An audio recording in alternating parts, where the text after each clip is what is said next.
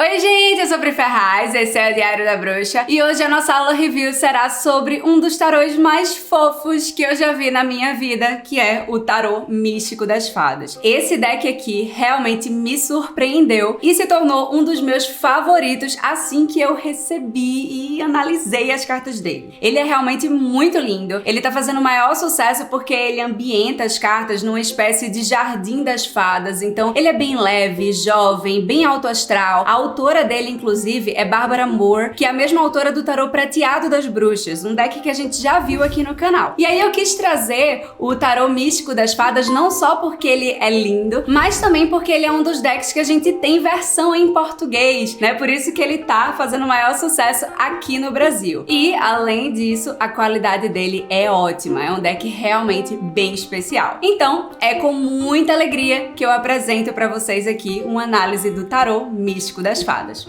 Vamos lá ver?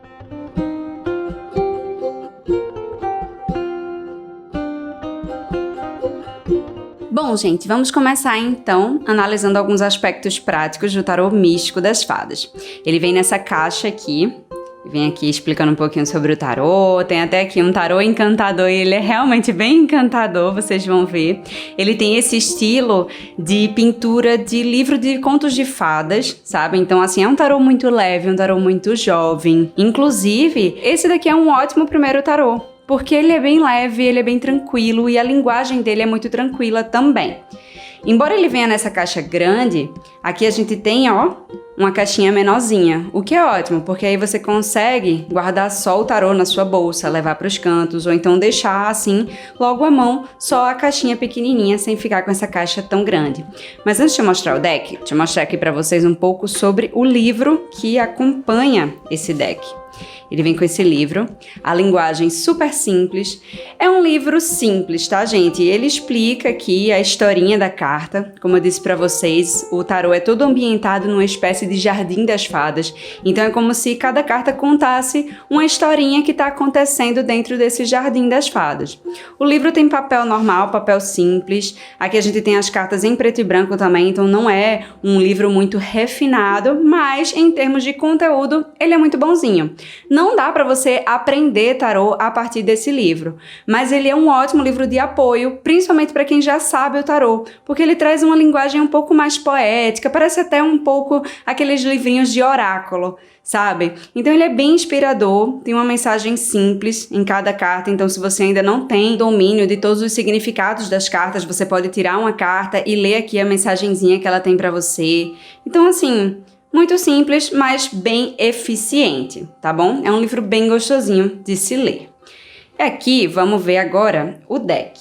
Vou mostrar aqui pra vocês. Ele vem nessa caixinha. E, gente, esse deck é muito lindo. Eu me surpreendi bastante com ele quando eu recebi. Eu não tava esperando que esse deck fosse ser tão bonito, né? Então ele tem esses tons de dourado aqui, esses detalhes em dourado. Aqui o verso. O verso, ele pode ser reversível, caso você use cartas reversas, né? O método de cartas invertidas. A qualidade do papel é muito boa. É um papel cartão, assim, durinho. Ele é bem legal. Só tenho uma observação. Aqui vocês vão ver que a cor dourada da borda começou a descascar, sabe? Então se você for usar a caixinha para guardá-lo e você for tirar e colocar várias vezes, ele vai começar a desgastar essa tinta aqui da borda.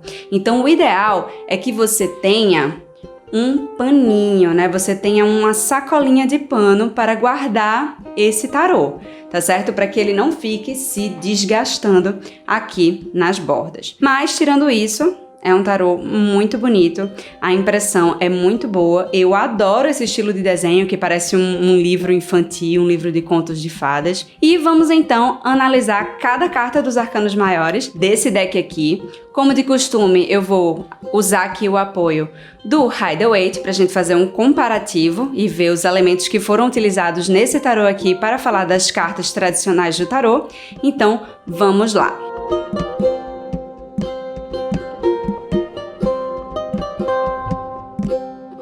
Bom, nós começamos então aqui com a carta do louco. E o louco, ele é o jovem do tarô, né? Aquele que se joga nas novas aventuras. Ele é jovem, ele é destemido, ele é aventureiro. E aqui a gente tem a simbologia justamente de um menininho. Então é uma criança, ele tá aqui brincando com umas bolas de sabão. Então fazendo referência à leveza. Inclusive essas bolas de sabão aparecem em várias cartas desse deck e eu acredito que seja fazendo referência a essa leveza que ele tem mesmo, né? Então aqui a gente tem esse menininho que tá prestes a voar, ele tá aqui numa posição como se fosse sair em uma nova aventura. Ele tá abrindo suas asas para sair em seu primeiro voo. E o louco é justamente isso, é a gente se preparando para nosso primeiro voo, a gente se preparando para sair em uma nova aventura. É uma carta que pede que a gente resgate a alegria da nossa criança interior, então por isso uma criança aqui, né, prestes a alçar voo. Então, uma imagem simples, mas bem fofinha e bem eficiente da carta do louco. Quando nós vamos aqui para a carta do mago, eu pessoalmente adorei essa carta do mago. O mago é aquele que tem nas suas mãos e diante dele todos os instrumentos para fazer aquilo que ele quer, para montar, para colocar a mão na massa nos seus projetos, para colocar ação na sua vida. E aqui a gente vê justamente um mago que está cheio de cartas. Então traz aquele simbolismo de eu tenho as cartas que eu preciso, eu tenho as cartas na manga, eu tenho todas as ferramentas que eu preciso para fazer acontecer e eu sou dono do meu destino. Então ele está aqui com todas as cartas na sua mão. Ele sabe, ele é dono do seu destino porque ele mesmo coloca a mão na massa e faz acontecer. Aqui a gente vê, né, aquelas referências tradicionais dos 4 elementos diante dele na mesa e também da natureza crescendo ao redor, porque quando a gente utiliza esses elementos primordiais, a gente utiliza o que a gente tem, muita coisa cresce ao nosso redor, né? A gente faz as coisas acontecerem e crescerem ao nosso redor. Então eu gosto bastante dessa representação aqui da carta do mago. Quando nós vemos aqui para a sacerdotisa, nós vemos a mulher conectada. A grande sacerdotisa é justamente a mulher conectada mesmo. Ela tá aqui, ó, com uma bola de cristal na mão, de olhos fechados, mas ela está observando tudo. Porque a sacerdotisa é aquela que enxerga além do óbvio. Ela não enxerga só com seus olhos, ela está enxergando com a sua intuição. Então, embora ela esteja aqui de olhos fechados, ela está enxergando tudo ao seu redor. A gente vê aqui essas penas como símbolo de sabedoria, como se ela fosse uma espécie de pajé, né, de xamã. Então, ela tem aí toda essa sabedoria interna, intuitiva, e ela é uma mulher muito sábia. Então, eu gosto bastante. Achei interessante que ele vem com o nome A Grande Sacerdotisa, então ele é realmente todo traduzido, tá, gente? Esse deck, ele existe em inglês, que é o tradicional, mas também em português, que é esse aqui que eu tenho, já é a versão em português. O livro é todo em português, então isso é ótimo, porque, enfim, é ótimo quando a gente tem esses decks lindíssimos com versão em português também, né? Quando a gente vem para a carta da Imperatriz, a gente tem essa carta que é lindíssima. A Imperatriz, ela é a autoridade feminina do tarô, né? A vida floresce ao seu redor.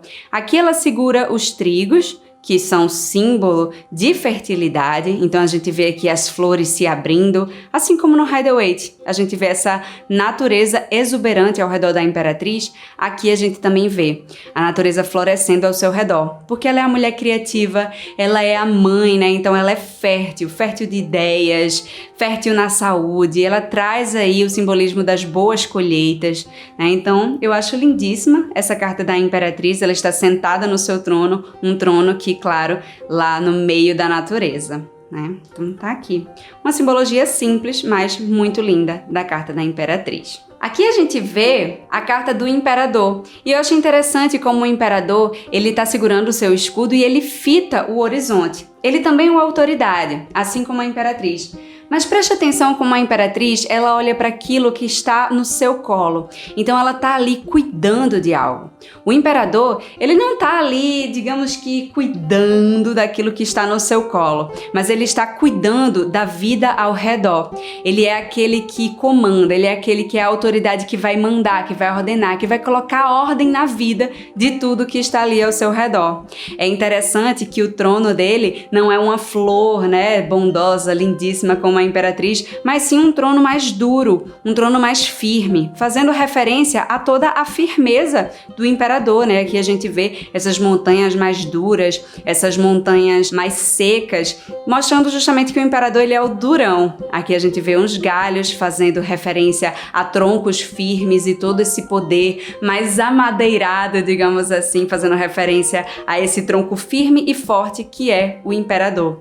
Ele segura um escudo porque ele está sempre prestes a entrar numa guerra se for necessário. Ele vai defender o que é dele, né? Então eu gosto bastante. Aqui a gente tem os chifres, que no paganismo são simbolismos para o poder. Aqui nós temos a carta do Hierofante. Eu gosto bastante dessa carta do Hierofante. A gente tem aqui esse simbolismo da mão, que é um simbolismo tradicional, esse simbolismo assim, do Hierofante, que vai falar sobre conexão, né? Grandes líderes espirituais fazem esse movimento aqui na mão. É meio como se estivessem se conectando com o mundo lá acima para trazer esse simbolismo aqui para baixo. E essa é justamente a mensagem do Hierofante. Ele é aquele que tem os poderes, os saberes espirituais e vai passar para o mundo ao seu redor. Ele não está de olhos fechados observando o que há lá dentro, como a gente viu a grã sacerdotisa. Ele está de olhos abertos e quem chegar aqui ao lado dele, ele vai passar toda essa sabedoria que ele sabe. Então o Hierofante é justamente um comunicador espiritual que a gente tem aqui no tarô. Ele é o mentor do tarô. Aqui nos Enamorados nós temos aqui a carta dos amantes, né? Eles colocaram como amantes o nome dessa carta. Uma carta muito linda, uma carta que mostra toda a questão do pertencimento, né? Você vê que tem uma pessoa abraçando a outra aqui perto do seu coração, e é interessante que é como se ela colocasse o ouvido dele no coração dela, meio que escute o que o meu coração está dizendo. E os Enamorados é justamente uma carta que vai falar sobre a gente escutar o nosso coração, da gente se sentir livre para fazermos as escolhas do nosso coração. Então, escute o seu coração, fique com quem o seu coração está vibrando para que você fique, né? E sinta-se livre aqui, sinta-se despido e livre para seguir as escolhas do seu coração. Eu acho lindíssima essa carta, acho lindíssimo esse simbolismo das maçãs aqui, porque maçã vai falar sobre o amor e vai falar sobre conquista na magia, essas flores desabrochando, então eu acho uma carta realmente lindíssima. Aqui na carta do carro, eu também gosto bastante. Vocês vão ver que esse tarô ele é realmente muito lindo. É difícil ter uma carta que eu não goste nele aqui. Aqui a gente vê o carro, né? Toda a imponência do carro. O carro que é aquele que vai em frente, que vai buscar o sucesso na batalha. E aqui os cavalos, as esfinges, na verdade, são aves, são grandes gaviões. Então é uma carruagem que é levada por gaviões, eu acredito que seja gaviões ou são águias, enfim. Uma ave que é rápida, uma ave que tem aquele olhar rápido e certeiro. E o carro é justamente isso, ele nos convida a sermos mais motivados, mais determinados, mais assertivos rumo ao alvo que a gente quer. Então, essas aves, elas olham ali o seu alvo e elas vão direto. E é justamente isso que o carro pede da gente, que a gente vá direto no nosso alvo. Eu gosto bastante aqui, gosto dessa posição da guerreira, ela tá motivada, ela tá bem pronta para enfrentar qualquer batalha. Aqui na carta da força, da mesma forma que no Rider-Waite nós vemos uma mulher dominando um leão, que é símbolo dos nossos leões internos, ou seja, essa é uma carta que fala controle suas emoções, a gente vê aqui uma fada dominando o seu dragão. É a mesma coisa, gente. Leões internos, dragões internos, é sempre um convite para que a gente domine aquela nossa força instintiva, os nossos instintos, aquilo e quando a gente quer acabar com tudo, que a gente quer brigar, que a gente quer armar um escândalo, né? A força é aquela carta que diz calma, respira fundo, a força da razão tem que ser maior do que a força bruta, e essa sim é a verdadeira força. Então, domine aí os seus dragões internos, que isso vai fazer muito bem para você. Aqui nós temos o eremita como o ermitão, né? A carta do eremita ela pode ser chamada de o eremita, o ermitão. Em alguns tarôs vocês vão encontrar o buscador. E ele tá aqui segurando sua tradicional lamparina, né? Sozinho, ao lado dele apenas os cogumelos aqui. E cogumelos vêm como um símbolo de sabedoria. E o eremita ele é justamente o sábio do tarô. Ele é aquele que tem suas experiências e aprende com elas e não tem medo de se lançar naquelas aquela jornada que ele sente que é dele, a sua jornada pessoal, a jornada rumo ao propósito da sua alma. Então aqui a gente vê um senhor, porque o eremita normalmente é representado por uma pessoa mais velha, justamente fazendo referência àquele que olha para dentro de si, que tem autoconhecimento, que tem sabedoria, que se conhece e que por isso se lança nas jornadas que vai levá-lo rumo ao seu grande propósito, né? Então aqui o eremita sábio com sua lamparina iluminando a si mesmo e o mundo ao seu redor e rodeado de muita sabedoria em forma de cogumelos. Aqui nós temos a roda da fortuna, em uma representação muito simples aqui, que é uma roda astrológica, né? A carta da roda da fortuna, ela vai falar muito sobre a nossa vida girando, girando, girando, e enquanto isso, muita coisa vai acontecendo, né, ao nosso redor. Nós somos muitos na nossa vida, às vezes a gente tá por cima, às vezes a gente tá por baixo, às vezes a gente está subindo, às vezes a gente tá caindo, né? Então tudo isso vai acontecendo aqui ao redor. E aqui a gente tem justamente os signos, né? Os símbolos astrológicos, fazendo referência às nossas múltiplas personalidades, a como a gente é, né? Às vezes a gente tá por cima, às vezes a gente tá por baixo, às vezes subindo, às vezes descendo e tudo aquilo. Então a gente vai sendo vários e o importante é que nessa caminhada a gente aproveite todas as oportunidades que surgirem no caminho, porque cada símbolo desse, cada signo desse guarda suas luzes, guarda as suas sombras. Então a gente precisa saber lidar com os altos e baixos de cada oportunidade que nos aparece no caminho. É uma representação simples, mas uma representação bem eficiente da carta da roda da fortuna. Aqui nós temos a carta da justiça. Eu pessoalmente não sou muito fã quando a justiça vem de olhos vendados, mas eu entendo, né? A carta da justiça, ela vai falar sobre equilíbrio, sobre ponderação, sobre imparcialidade e você buscar ver a verdade para tomar uma decisão.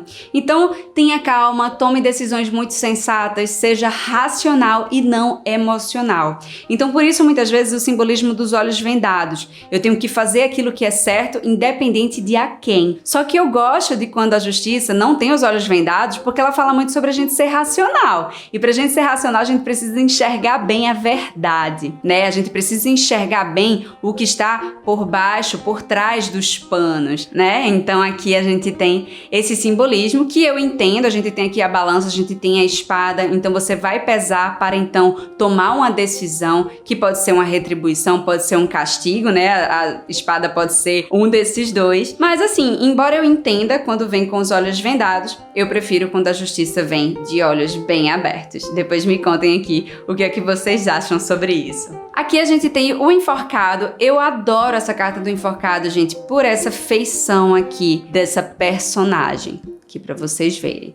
Então o enforcado, ele vai falar sobre a gente não poder se mover, a gente ficar meio que numa posição em que a gente não tá conseguindo se mexer muito bem, essa é uma posição desconfortável, mas que vai permitir com que a gente analise o que está acontecendo ao nosso redor. Então, o enforcado diz que muitas vezes a gente não pode se mover, mas enquanto a gente não pode se mexer, a gente observa o que está acontecendo no mundo ao redor, porque já já a gente vai poder se mexer e então a gente vai poder tomar as atitudes necessárias. Então aproveite o momento de pausa para observar o que está acontecendo ao seu redor. E aqui a gente tem justamente essa moça que tá numa posição assim mais desconfortável, ela tá com os pés amarrados, ela tá com a mão aqui atrás amarrada dela, mas ela tá, ó, com essa mão no rosto fazendo tipo, deixa eu analisar isso aqui bem. Então a gente vê que ela tá aproveitando esse momento de desconforto para observar o mundo ao redor. Já já ela vai se soltar e ela vai saber exatamente para onde ela vai. Ela vai saber ter prioridade, ela vai saber ter foco,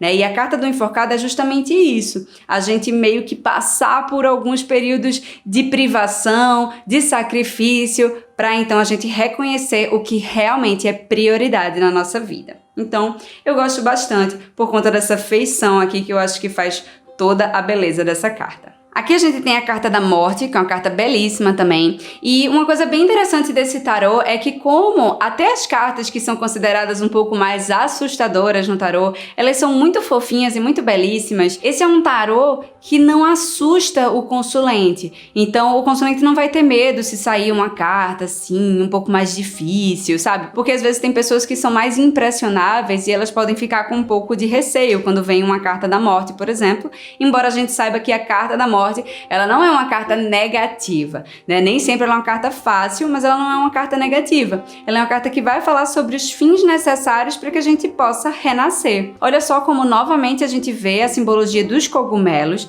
né? Trazendo aí essa questão da sabedoria, e é realmente necessário ter sabedoria para saber que os fins, eles são necessários, né? Aqui a gente tem uma caveira que é sempre símbolo de renascimento. Ela tá por cima dessa caveira. Então ela tá ali, ó, justamente se abrindo para renascer, para se reinventar.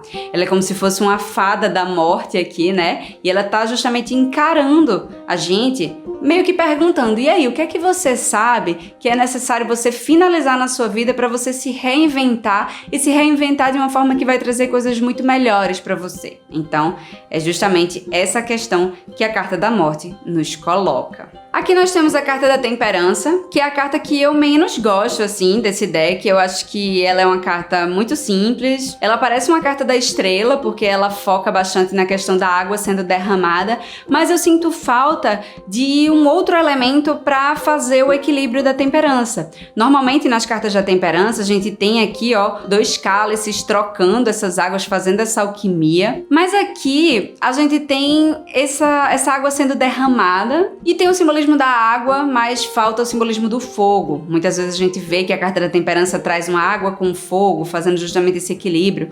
Eu acredito que o elemento fogo ele tenha sido representado através das cores aqui das vestes dessa fada. Então ela tá aqui muito vibrante, ela tá pegando fogo, digamos assim, e aqui tem a água para equilibrar. Mas eu acho que poderia ter sido mais bem colocado aqui essa questão do equilíbrio. Muito embora é uma carta simples, uma carta que fala de equilíbrio, uma carta que fala sobre ponderação, e ela traz essa sensação de calma que a carta da temperança tradicionalmente tem.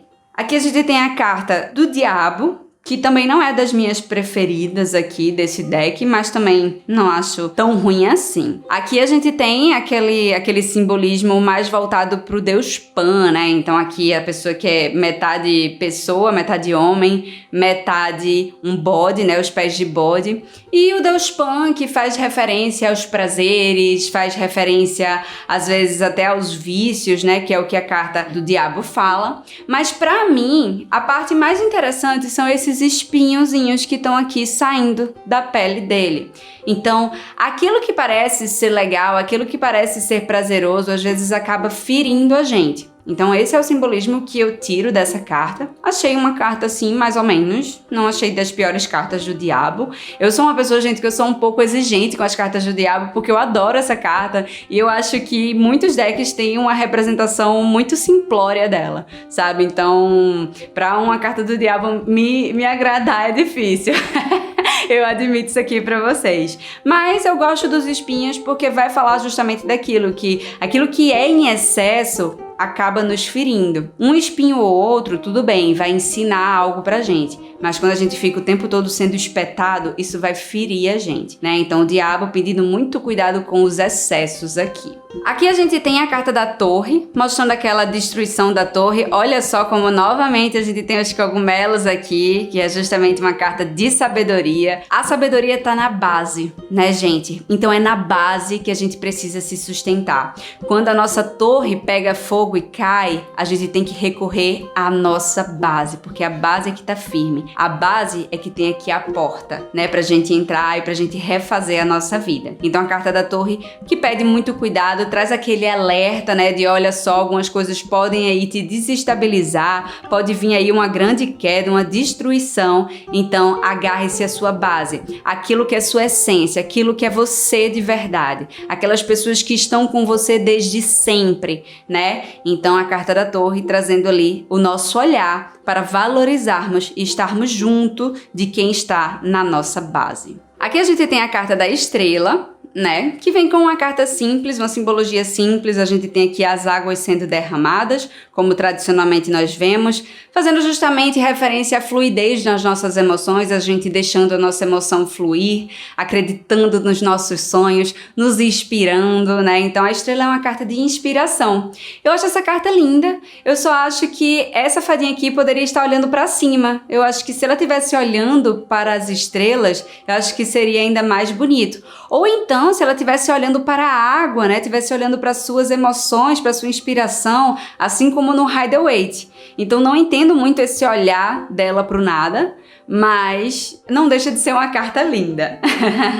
Aqui nós temos a carta da Lua, que eu acho lindíssima, né? O lobo aqui, uivando, aquela carta que diz, olha só, você tem que seguir os seus instintos, mas cuidado, né, com esses instintos. Veja se você está realmente vendo a realidade, cuidado para não se iludir.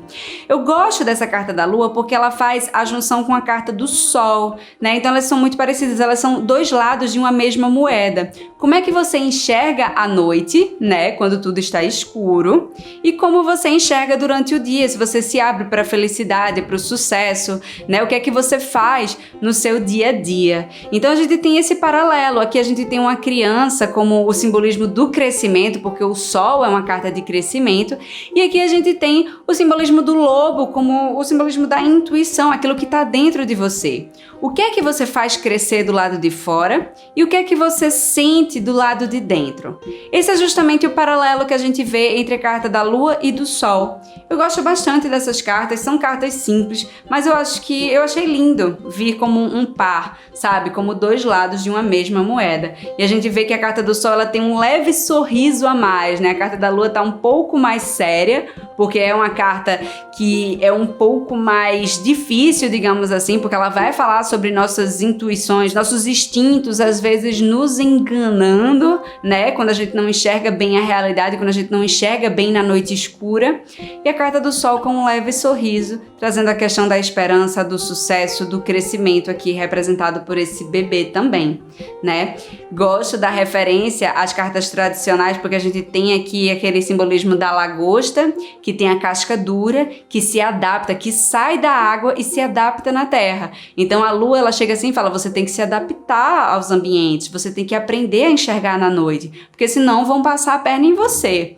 E aqui o simbolismo do cavalo, que a gente vê na carta do Sol do Rider-Waite. Então aqui, ó, a carta da Lua com a lagosta e a carta do Sol com o cavalo, que é justamente o vai em frente, você tem muito o que crescer, você tem muito o que expandir, né? Então aquela autoconfiança.